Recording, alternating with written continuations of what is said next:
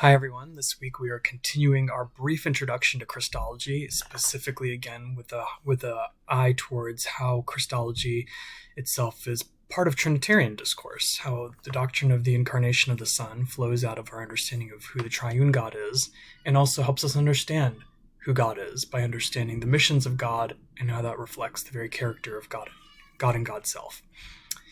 We have a couple readings this week, one from Oliver Crisp. He's a well-known, world-renowned theologian on analytic theology. It might be a little bit tough. I apologize for that in advance, but it's definitely worth it. I think you'll enjoy it, especially those of you more analytically minded.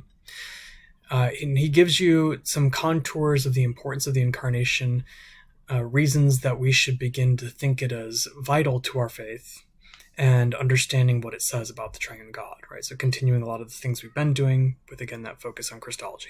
Additionally, what we want to do is pick up that conversation we began in week 3, where we said we had this larger discussion of what it meant to think about the triune God as a way of us talking, right? The theological language of triune and all the language we have drawn to us in terms of tradition, that we want to understand what they are as traditions that are born in places. So just as those traditions for talking about the Trinity mean we use language that reflects ways of entering into the discussion, that then leaves open the possibility of peoples in other parts of the world beginning to understand in the ways of Acts 2 the possibility of Jesus entering into their place and thinking about the Trinity from their place. We want to take that conversation to Christology now. We have these great formulas in the history of the church that the church everywhere holds on to. They're important. They attend to those conversations that have happened in the past that we should pay attention to as to why Jesus' humanity and his divinity are equally important without one overbearing and overriding the other, without one melting the other, without confusing the other, that you have them joined perfectly and beautifully in the oneness of what we call the hypostatic union of Jesus. Are there other ways to talk about it? Does that way of talking about Jesus exhaust everything? We certainly don't want to say that we go against that formulation that the church has long held to for good reasons that were discovered and understood over long periods of time in a lot of discourse and dialogue. But we also have to recognize that the categories that we use there, again, hypostasis, persona, physis, meaning nature, those are all categories drawn from Greek philosophy. Is it possible to say more? Is it possible to say things from other angles, from other categories that belong to other languages in which we can make the same sorts of judgments and ultimately get at the same Jesus who's found in the text, but without having to say that those from other parts of the church have to conform to conversations that happened in the Gentile Greek church? Equally important there is to recognize that I said the Gentile Greek church.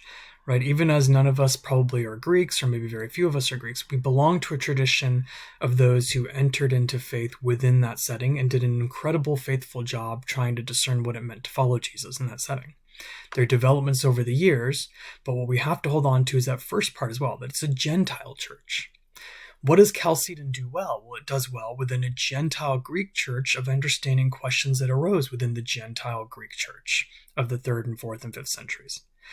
But what is something it doesn't do well? Well, for one thing, it doesn't do well helping us understand why it's vital that we think of Jesus as the Jewish Messiah. It's very easy to pull him out of his context and begin to think of him as a Greek philosopher. In fact, arguably, a lot of the art that's been done through the ages have helped shape our minds in which we think of him fundamentally within a Greek or Euro tradition.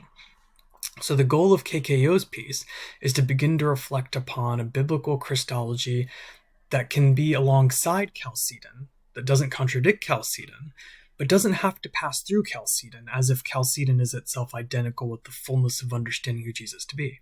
Chalcedon doesn't discuss Jesus and his Jewishness. It doesn't discuss what it might mean for Jesus to have walked the earth in what we think of as the Middle East and in Palestine today. Instead, it refers to Jesus as he's understood in a time and a place. Can we do that elsewhere? I hope you enjoy the pieces. You know where to find me. And I'll see you in the discussion boards.